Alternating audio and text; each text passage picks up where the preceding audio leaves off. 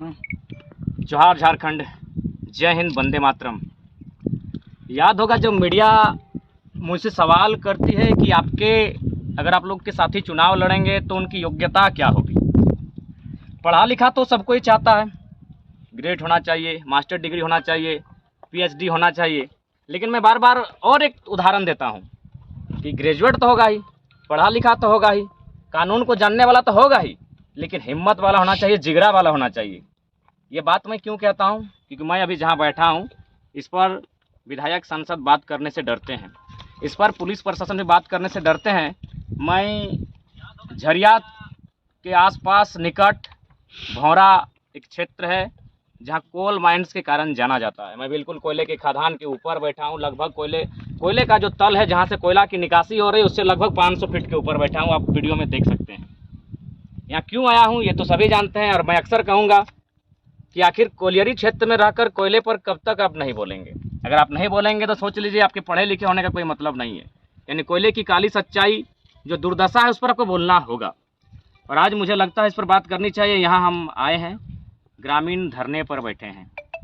ग्रामीण है जहाज टाण के, यानी मेरा मानना है कि धनबाद बोकारो की सीमा में एक ऐसा गांव है जहां गांव में सड़क नहीं जाती है, क्योंकि वहां माइंस है। यानी उस गांव में माइंस के बाद वो गांव पड़ता है। पहली बात कि ग्रामीणों की मांगे क्या है मैं बताना चाहूँगा, क्योंकि लाइव पेज के माध्यम से लाइव जितने भी लोग जुड़े हैं, ग्रामीणों की पहली मांग एक अच्छी सड़क होनी चाहिए, क्योंकि हमारे बच्चे पढ़ने को जाते हैं, हमारी महिलाएं साग सब्जी के लिए बाजार जाती हैं, हमारे अभिभावक और जाहिर सी बात है रिलेटिव्स, यानी एक अच्छी सड़क चाहिए। दूसरी मांग है, पीछे शायद आपको जितने भी वीडियो चल रहे हैं इसमें कैच नहीं हो पाएगा, क्योंकि ये 15-16 हज़ार के मोबाइल हैं। कार्बन मोनोडाइऑक्साइड गैस बाहर निकल रहा है, शायद ये मोबाइल कैच नहीं कर पाएगा। कार्बन मोनोडाइऑक्साइड गैस का मतलब तो आप समझते हैं, एक ऐसी गैस है जहां अगर आप 6-7 घंटा अगर बैठ के रह जाते हैं, उसका सामना कर लेते हैं, तो मुझे लगता है आप बेहोशी की हालत में आ जाएंगे, और उससे ज़्यादा अगर आपका सामना होगा तो मुझे लगता है आपके जान की क्षति भी हो सकती है। यानी carbon monodioxide, nitrogen oxide, carbon oxide, 2-3 प्रकार की गैस जो कि मानव जीवन के लिए हानिकारक है, वन्य जीव के लिए हानिकारक है, जीव जंतु के लिए हानिकारक है, यहाँ से उत्सर्जित होती है। तो इसलिए ये भी मानना है कि प्रदूषण को कंट्रोल करें। बाकायदा कोई भी अगर माइनिंग होता है, कुछ भी योजना अगर होती है, चाहे फैक्ट्री हो, कारखाना हो, या फिर कोयला की खदान हो, अभ्रक की खदान हो, कुछ भी हो, तो उसका एक रूल होता है। माइनिंग्स का भी एक अपना रूल होता है। प्रदूषण बोर्ड की अनुमति लेनी पड़ती है, डीसी से अनुमति लेनी पड़ती है, खनन विभाग की अनुमति लेनी पड़ती है, यानी कुल मिलाकर कुछ अनुमति होता है। लेकिन आपको जानकारी होगी, हालांकि हम लोग लेटर नीचे रखे हैं जहां धरना हो रहा है, हम लोग काफ़ी ऊपर आ चुके हैं माइंस के ऊपर, तो वहाँ ना माननीय डीसी महोदय को मालूम है, ना ही खनन विभाग को मालूम है कि यहाँ माइंस चल रहा है। यानी मैंने हेडलाइन लिखा है कि सत्ता, शक्ति और संपत्ति अगर आपने अर्जित कर लिया है तो लोकतंत्र में भी आप राजतंत्र को चला सकते हैं। सत्ता, शक्ति और संपत्ति, तो यहाँ कह सकते हैं बाकायदा एक ऐसा माइंस चल रहा है जिसे माननीय उपायुक्त महोदय भी कहते हैं मुझे जानकारी नहीं है, खनन विभाग कहती है मुझे जानकारी नहीं है, और बाकायदा इस क्षेत्र में जो माइनिंग्स हो रहे हैं वहाँ माननीय उपायुक्त महोदय के लेटर के साथ ये जारी हुआ है कि उन्हें मुआवजा मिलना चाहिए। बाकायदा बीसीसीएल भी अपने लेटर हेड में आरटीआई का उत्तर देती है कि 26 करोड़ का रुपया मतलब भुगतान किया जाएगा ग्रामीणों को, लेकिन ग्रामीणों तक 2 करोड़ पहुँचा है। 24 करोड़ किस टेबल में किसी को पता नहीं। तो फिलहाल मुद्दा है नियोजन, आप सभी जानते हैं। मैं बार बार कहता हूँ, बीसीसीएल, सीसीएल, ईसीएल ये झारखंड में चलती है, डब्ल्यूसीएल महाराष्ट्र में, एनसीएल मध्य प्रदेश में, एमसीएल उड़ीसा में, बाकी जगह और 3-4 यूनिट है। जब वो अन्य प्रदेशों में काम करती है तो बहुत बेहतर काम करती है, मानवीय मूल्यों का ख्याल रखता है, संवैधानिक मूल्यों का ख्याल रखा जाता है, लोकतांत्रिक मूल्यों का ख्याल रखा जाता है, और कंपनी काम करती है। लेकिन वो कंपनी जैसे झारखंड आती है, मुझे लगता है कि झारखंड के लोग मनुष्य ही नहीं है। भारत के संविधान आर्टिकल 48 के अनुसार एक पशुओं को भी जीवन जीने की आज़ादी है, उसका भी संरक्षण करने की बात कहता है। भारत का संविधान नीति निर्देशक तत्व के अंतर्गत अनुच्छेद 48 जो होता है उसमें वन्य जीवों को यानी पशुओं को भी कहता है कि इसे भारत देश में जीने की आज़ादी है, जीने की स्वतंत्रता है। लेकिन झारखंड एक ऐसा राज्य है जहां मनुष्यों को भी जीने की स्वतंत्रता नहीं है। यहाँ बीसीसीएल बाकायदा कोई हिम्मत नहीं करता है कि बीसीसीएल और टाटा पे बात करें। इसीलिए मैंने कहा कि हमारे विधायक अगर बनेंगे, हमारे सांसद अगर बनेंगे तो ऐसे होने चाहिए जिनके पास पढ़ा लिखा होने के साथ हिम्मत होना चाहिए। बीसीसीएल टाटा पर बात करना आसान बात नहीं है, क्योंकि दुनिया में इनका बड़ा नाम है, लेकिन जैसे ये झारखंड आती है, अमानवीय व्यवहार, अमानवीय दृश्य देख सकते हैं। माइनिंग्स का भी रूल होता है, कि यदि आप माइनिंग्स करते हैं तो उसको पहले बालू से ढकिए, फिर उसको मिट्टी से ढकिए और समतल कीजिए ताकि वो पेड़ लगाया जा सके। लेकिन कोई रूल्स फॉलो नहीं करती है। बाकायदा जिस खर्चा के साथ वह पेड़ लगाएगी, मिट्टी भरेगी, वह उससे कम खर्चा वह प्रशासन को दे देती है, उससे कम खर्चा वो माफियाओं की एक टीम को देती है और माफिया तैयार। बाकायदा आपको जानकारी होनी चाहिए, झारखंड में अगर माफिया को किसी ने शरण दिया है तो BCCL ने दिया है। झारखंड में अगर नक्सलवाद किसी के कारण उत्पन्न हुआ है तो टाटा जैसी कंपनियों के कारण उत्पन्न हुआ है, जो लगातार जल जमीन जंगल को छीनने का काम कर रही है। तो आज जहाँ बैठे हैं ये कोलियरी का वह दुर्दांत दृश्य है, जिस दृश्य को देखने के बाद आपको अंदर से एक पीड़ा होगी, आपको एक दर्द होगा, एक तकलीफ होगा कि हम एक लोकतांत्रिक भारत में जीते हैं जहां मानवीय मूल्यों की, लोकतांत्रिक मूल्यों की, संवैधानिक मूल्यों की रोज कत्लेआम होता है। आज वही एक चीख चीख कर अपने दर्द की दास्तां को कहता हुआ ये कोलियरी, ये कोयला का खदान, ये माइनिंग एरिया लगातार अपनी चीख चीख कर अपने आप को बता रहा है कि हमारे साथ क्या अन्याय होता है। अरे क्या मांग है इनकी? मुआवजा है।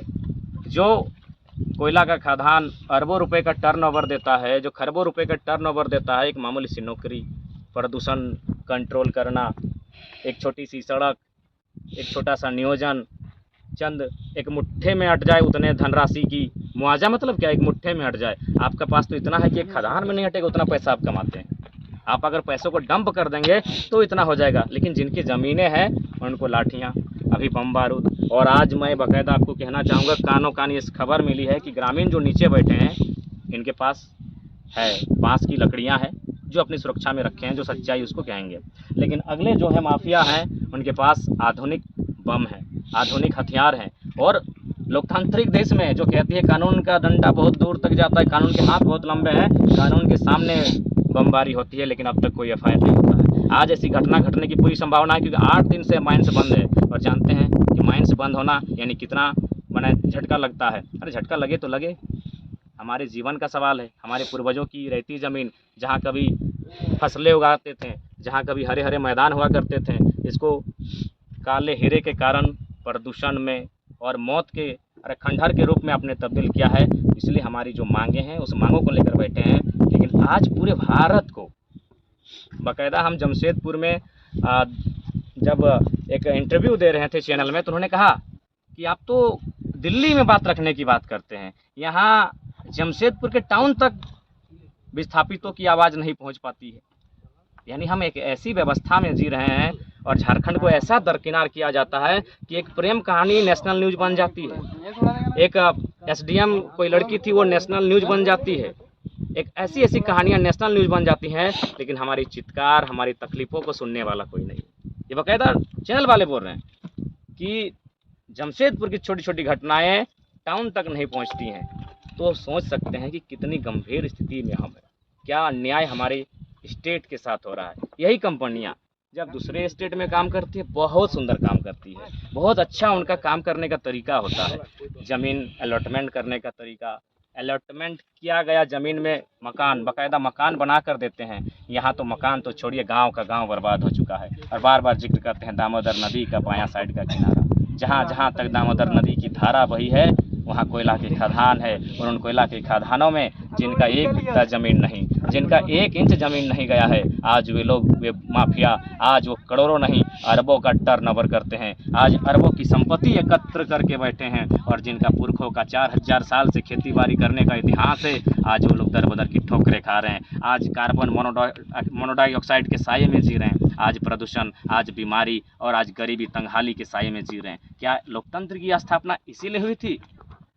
आज लोकतंत्र की स्थापना अगर इस देश में हुई थी तो यह सोचकर लोकतंत्र की स्थापना हुई थी कि एक आम व्यक्ति को आगे बढ़ने का अवसर मिलेगा, एक आम व्यक्ति के हितार्थ की रक्षा की जाएगी। लेकिन एक आम व्यक्ति डर के साये में, खासकर जहाँ कोल ब्लॉक्स हैं, खासकर जहाँ उद्योग संभावना है, वहाँ एक आम व्यक्ति डर के जीता है कि रात को हम सोएंगे अपना ज़मीन का कागज़ का पेपर लेके, सुबह जैसे आँख खुलेगी वह ज़मीन किसी और की हो जाएगी, वह ज़मीन किसी कंपनी की हो जाएगी, वह ज़मीन किसी परियोजना को चली जाएगी। और हमें आंदोलन, धरना, भूख हड़ताल, अनशन, क्या लोकतांत्रिक व्यवस्था में एक आम व्यक्ति जीवन भर हड़ताल पर बैठेगा, एक जीवन भर भूख हड़ताल पर बैठेगा, अनशन पर बैठेगा, आमरण अनशन पर बैठेगा? तो फिर लोकतंत्र का मूल्य क्या? अगर लोग प्रत्येक दिन धरने पर ही बैठे, अगर धरना से ही समझौता हो, फिर लोकतांत्रिक मूल्यों की मर्यादा कहाँ रहती है? तो इसीलिए आज पूरे देश को भी देखना चाहिए कि कि झारखंड में क्या होता है। यही कंपनियां, बाकी राज्यों की क्या कहानी है मैं नहीं जानता हूँ, लेकिन कानों कानों सुनते हैं कि वहाँ बेहतर कार्य करती है। यहाँ पीछे कोयला का खदान है, इतना बड़ा खदान कि आप सोच नहीं सकते हैं। कई एकड़ों में फैला ये खदान, यानी कितने लोगों का